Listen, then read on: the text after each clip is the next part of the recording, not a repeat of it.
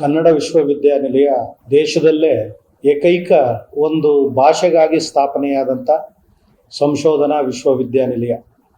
ಈ ಹೆಮ್ಮೆ ಎಲ್ಲರಲ್ಲೂ ಇದೆ. ಇದು ಸ್ಥಾಪನೆಯಾಗಿ ಇವತ್ತಿಗೆ 35 ವರ್ಷಗಳು ಕಳೆದಿವೆ. 35 ವರ್ಷಗಳಿಂದಲೂ ಸತತವಾಗಿ ಸರ್ಕಾರದ ಅನುದಾನದಿಂದಲೇ ಈ ವಿಶ್ವವಿದ್ಯಾನಿಲಯ ಕೆಲಸ ಮಾಡ್ಕೊಂಡು ಬರ್ತಾ ಇದೆ. ವಾರ್ಷಿಕವಾಗಿ ಈ ವಿಶ್ವವಿದ್ಯಾನಿಲಯಕ್ಕೆ 10 ರಿಂದ 15 ಕೋಟಿ ರೂಪಾಯಿಗಳ ವೆಚ್ಚ ಆಗುತ್ತೆ. ಆದರೆ ಸರ್ಕಾರ ಕೆಲವು ವರ್ಷಗಳಿಂದ, ಕರೋನಾ ಬಂದ ನಂತರದ ವರ್ಷಗಳಿಂದ ವಾರ್ಷಿಕವಾಗಿ ಇದರ ಅನುದಾನವನ್ನು 2 ಕೋಟಿ 3 ಕೋಟಿ ಈ ಹಂತಕ್ಕೆ ತಂದು ನಿಲ್ಲಿಸಿದೆ. ಇದರಿಂದ ಬಹಳ ಸಮಸ್ಯೆ ಆಗ್ತಾ ಇದೆ. ಯಾಕೆಂದರೆ ಕನ್ನಡ ವಿಶ್ವವಿದ್ಯಾನಿಲಯ ಇಲ್ಲಿನ ಬೋಧಕೇತರ ನೌಕರರಿಗೆ ಸ್ಥಳೀಯರನ್ನೇ ಹೆಚ್ಚು ನೇಮಕಾತಿ ಮಾಡಿಕೊಂಡಿದೆ. ಜೊತೆಗೆ ತಾತ್ಕಾಲಿಕ ನೌಕರರು ಮತ್ತು ಹೊರಗುತ್ತಿಗೆ ನೌಕರರು ಕೂಡ ಇಲ್ಲಿ ಸುಮಾರು 130 ಜನ ಒಟ್ಟು ಕೆಲಸ ಮಾಡ್ತಾ ಇದ್ದಾರೆ. ನಮಗೆ ವಿಶ್ವವಿದ್ಯಾಲಯಕ್ಕೆ ಬೇರೆ ವಿಶ್ವವಿದ್ಯಾಲಯಗಳ ಹಾಗೆ ಯಾವುದೇ ಒಂದು ಆಂತರಿಕ ಸಂಪನ್ಮೂಲ ಇಲ್ಲ ಇಲ್ಲಿ. ಯಾಕೆಂದರೆ ಯಾವ ಕಾಲೇಜುಗಳು ಕೂಡ ಇದಕ್ಕೆ ಸಂಯೋಜಿತಗೊಂಡಿಲ್ಲ. ಹೀಗಾಗಿ ಕೇವಲ ಸಂಶೋಧನಾ ವಿದ್ಯಾರ್ಥಿಗಳಿಂದ ಮಾತ್ರ ನಡೆಯುವಂಥ ವಿಶ್ವವಿದ್ಯಾಲಯ ಇದು. ಈ ಸಂಶೋಧನಾ ವಿದ್ಯಾರ್ಥಿಗಳಿಂದ ನಮಗೆ ಬರುವಂಥ ವಾರ್ಷಿಕ ಶುಲ್ಕ ವರ್ಷಕ್ಕೆ 60 ರಿಂದ 70 ಲಕ್ಷ ರೂಪಾಯಿ ಬರ್ಬೋದು ಅಷ್ಟೇ. ಹೀಗಾಗಿ ನಮಗೆ ಅಗತ್ಯ ಇರೋ ಸುಮಾರು ಕಡಿಮೆ ಅಂದರೂ ಕೂಡ ನಮಗೆ ವಾರ್ಷಿಕವಾಗಿ 8 ಕೋಟಿ ರೂಪಾಯಿ ಬೇಕಾಗ್ತದೆ. ಆದರೆ ಸರ್ಕಾರ ಈ ಕಳೆದ ವರ್ಷಗಳಿಂದ 4-5 ವರ್ಷಗಳಿಂದ 50 ಲಕ್ಷ, 1 ಕೋಟಿ, 2 ಕೋಟಿ ಹೀಗೆ ಕೊಟ್ಕೊಂಡು ಬರ್ತಾ ಇದೆ. ಈ ವರ್ಷ ನಾವು ಹೆಚ್ಚು ಬೇಡಿಕೆಯನ್ನು ಸಲ್ಲಿಸಿದ್ದಕ್ಕೆ ಬಡ್ಜೆಟ್ಟಲ್ಲಿ ನಮಗೆ 2 ಕೋಟಿ ಕೊಟ್ಟಂಥ ಸರ್ಕಾರ ಈಗ ಮಧ್ಯಂತರವಾಗಿ ಒಂದು 2 ಕೋಟಿಯನ್ನು ಬಿಡುಗಡೆ ಮಾಡ್ತು. ಆದರೆ ಈ 2 ಕೋಟಿ ಅಭಿವೃದ್ಧಿ ಅನುದಾನ ಅಂತ ಬಿಡುಗಡೆ ಮಾಡಿದ್ರು ಕೂಡ ನಮ್ಮ ನೌಕರರ ಸುಮಾರು 6-7 ತಿಂಗಳ ಒಂದು ಸಂಬಳವನ್ನು ನಾವು ಅದರಲ್ಲಿ ಸಿಂಡಿಕೇಟ್ ಸಮಿತಿಯ ಅನುಮತಿಯನ್ನು ತಗೊಂಡು ಅದರಲ್ಲಿ ಕೊಟ್ಟು ನಾವು.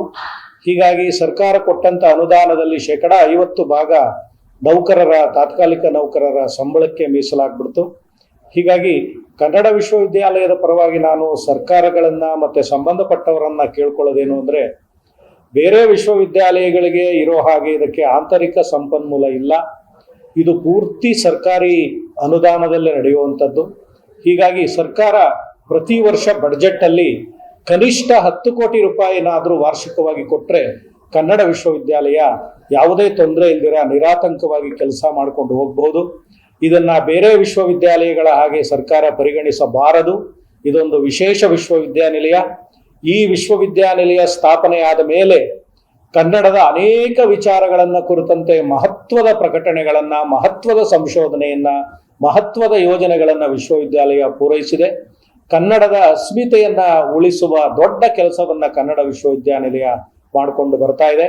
ಅನುದಾನದ ಕೊರತೆ ಒಂದು ಕಡೆ ಆದರೆ, ನಮಗೆ ಇಲ್ಲಿ ನಿವೃತ್ತಿ ಹೊಂದುತ್ತಾ ಇರುವಂಥ ಅಧ್ಯಾಪಕರುಗಳ ನೇಮಕಾತಿ ಕೂಡ ಒಂದು ಬಹಳ ದೊಡ್ಡ ಕೊರತೆಯಾಗಿದೆ. ಸುಮಾರು 15 ವರ್ಷಗಳಿಂದ ಇಲ್ಲಿ ನೇಮಕಾತಿ ಪ್ರಕ್ರಿಯೆಗಳು ನಡೆದಿಲ್ಲ.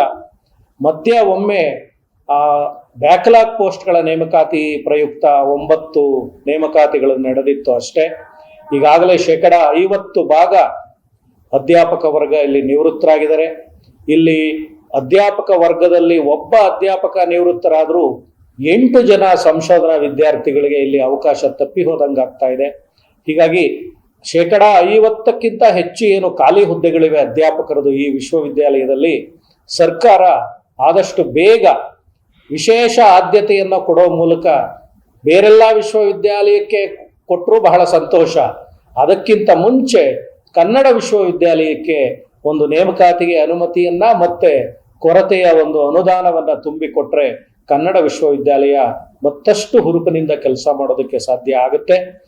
ಇನ್ನಷ್ಟು ಹೆಚ್ಚು ಸಂಶೋಧನೆಗಳಿಗೆ ದಾರಿ ಮಾಡಿಕೊಟ್ಟಂಗಾಗುತ್ತೆ ಅಂತೇಳಿ ಈ ಸಂದರ್ಭದಲ್ಲಿ ನಾನು ಸರ್ಕಾರವನ್ನು ಒತ್ತಾಯಪೂರ್ವಕವಾಗಿ ವಿನಂತಿ ಮಾಡ್ಕೊಳ್ತೇನೆ.